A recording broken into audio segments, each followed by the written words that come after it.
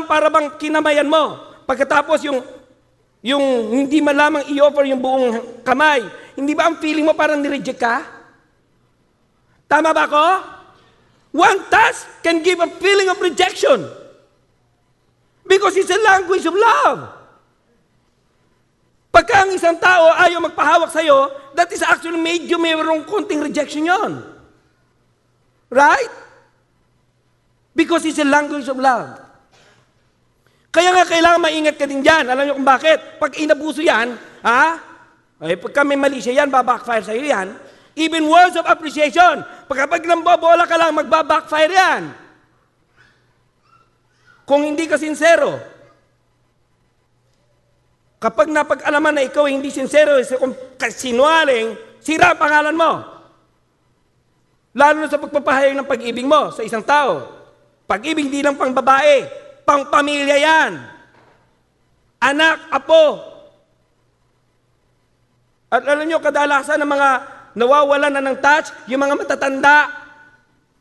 Kasi siyempre wala nang ngipin. Tapos medyo hindi na maganda boses. Apa, pahalik nga dyan. Tapos iiyak na yung bata. Kaya kadalasan yung mga matatanda, hindi na natin pinapansin. Sabi mo sa katabi mo, tatanda ka rin. Huwag mo sabihin matanda na siya, ha? You see? Touch. Kaya nga, hindi ba kahit yung mga matatanda na kadalasan, hindi na natin napapansin, pero pagka namasahe mo, parang, ay, ang sarap naman ng ginagawa mo. Ay, napakasarap.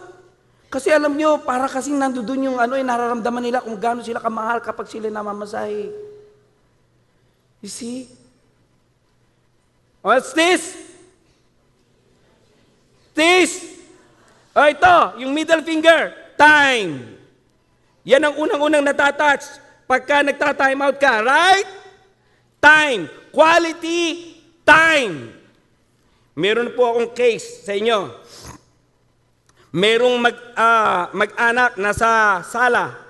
Si tatay nanonood ng TV. Si nanay naggaganchilyo. Si kuya nagmagawa ng assignment. Si ate naglalaro ng manika. Meron bang quality time?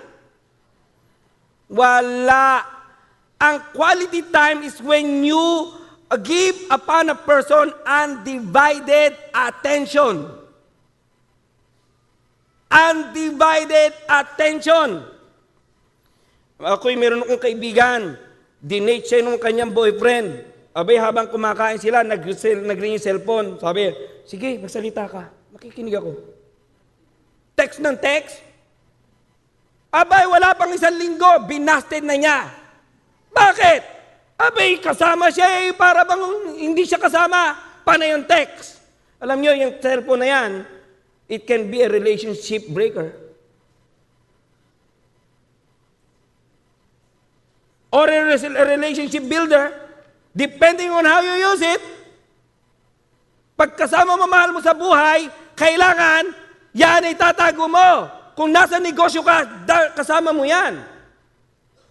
Ang feeling tuloy ng mga kasama mo, mga mahal mo sa buhay, parang wala pa sila sa tabi mo, palit pa na yan, text mo. Ouch! Alam ko, may masasaktan ako. Huwag mo sabihin, hindi. Di ba? Quality time. Ito, naikwento ko na po ito. Alam niyo po, mayroong isang bata na 8 taong gulang. Nung dumating yung kanyang tatay, inusisa, Tay, kano ba sweldo mo isang araw? 1,000 anak, ba't ka nagtatanong?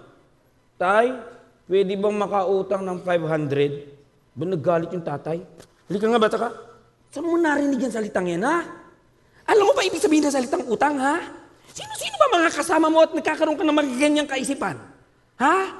Bakit mo ko inutangan, ha? Ba, nung makita nagagalit yung tatay, nangilig yung luha ng anak. Tay, sorry na tay, hindi ko sinasadya tay, hindi na mauulit. Nangingilig yung luha nung anak, biglang tumalikod. Nung makita naman ng tatay na parang maluluha yung anak niya, para naman kinurot yung puso niya. So ang ginawa niya, sinundan niya yung anak. Nakadapa doon sa unan, ngahagulgol. Hoy, tumigil ka na. Siga yung tatay eh. Kinuha yung wallet. Hoy, ito, 500. Bigay ng tatay yan, ha? Hindi yan utang. Ay, ayoko na maririnig yung salitang yan sa'yo, ha? Nung makakita ng bata yung 500, biglang nagbago. Pinunasan yung luha. Kinuha yung 500. Pumunta sa aparador. May dala-dala, isang supot na pera. Sabi, Tay, binutas ko yung alkansya ko kanina. Ang laman, 1,500. Tapos binigyan mo ko ng 500. Tay, 2,000 na to. Pwede ko nang bilhin yung 2 araw mo, di ba? Magbakasyon tayo kay Lola, magpalipad tayo ng Saranggola. Di ba? Tagal-tagal mo ng pangako yun, babayaran ko naman tayo. Napatigil yung tatay. Niyakap niya na mahigpit yung kanyang anak. Ang anak ko, kailangan pang mag-ipon para lang magbigay ko ng oras sa kanya.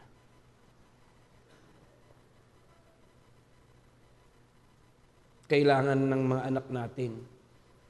Kailangan ng mga mahal natin sa buhay ang ating panahon. Alam niyo, napakahalaga ng panahon.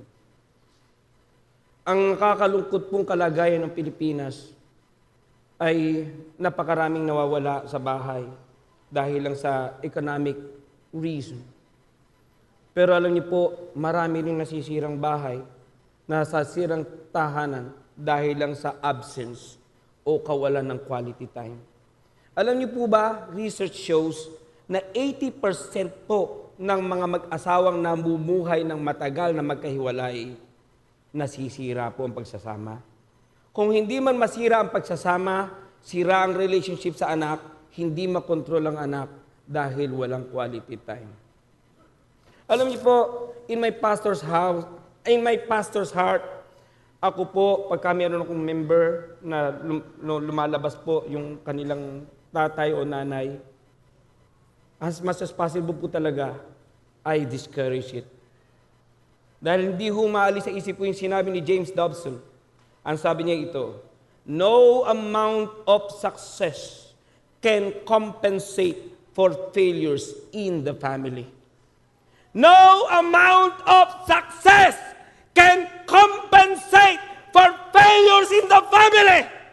Kahit pinakamataas pa ang sweldo mo, kahit ikaw pa ang pinakamatagumpay na tao sa mundo, kung ikaw ay baksak sa pamilya, bigo ka pa rin. Bigo ka pa rin. So we need to spend quality time. We need to appreciate. We need to touch. Fourth, ito po, di ba ito lang ang may sing-sing? Amen? Siya lang ang mayaman. Amen? Kaya po siya lang may kakayahang magbigay. Giving. Giving is a language of love. Giving is a language of love. Alam niyo po yung motto, yung quote na little things means a lot. And that's very true. Hindi kailangan mahal. Hindi po kailangan mahal. Bigyan ko kayo ng case study. Meron kang kaibigan pumunta sa Hong Kong. Nung dumating dito sa Pilipinas, may daladalang 10 keychain. Alam niyo kung gano'ng kamura yung keychain? Mura lang yon. Baka 20 pesos lang isa o 30. Ha? Ang nangyari, lahat ng kaibigan mo nabigyan ng keychain. Ikaw lang ang hindi. Ano pakiramdam mo? It hurts, hindi ba? It hurts, you know? Di ba? Baliktarin mo yung case. Yung kaibigan mo nasa Hong Kong. Pagdating, isa lang ang keychain na dala. Ikaw lang ang binigyan. Ano pakiramdam mo? Hindi ba you feel special? That's true. Naalala ko tuloy yung lola ko.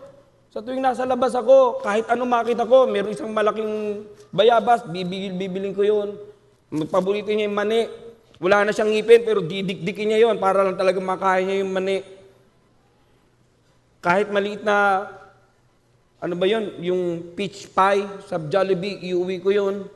Pansit palabok, inuwian ko. Lagi nung bukang bibig, kaya ayaw ko pang mamatay, Apo. Madami pa akong hindi natitikmang masarap na pasalubong mo.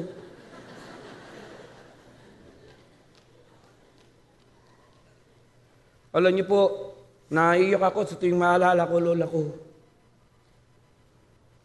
Lola's pet kaya ako.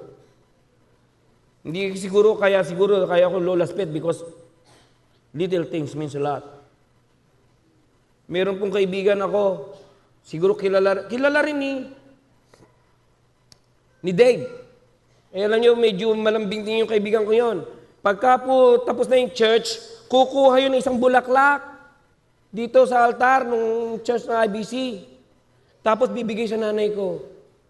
Alam niyo po, yung kaibigan kong yon, parang grabe, parang paborito ni nanay kong kaibigan ko. Pag pinagluluto ni nanay ko yun, ano man hilingin no, talaga pagluluto ng nanay ko.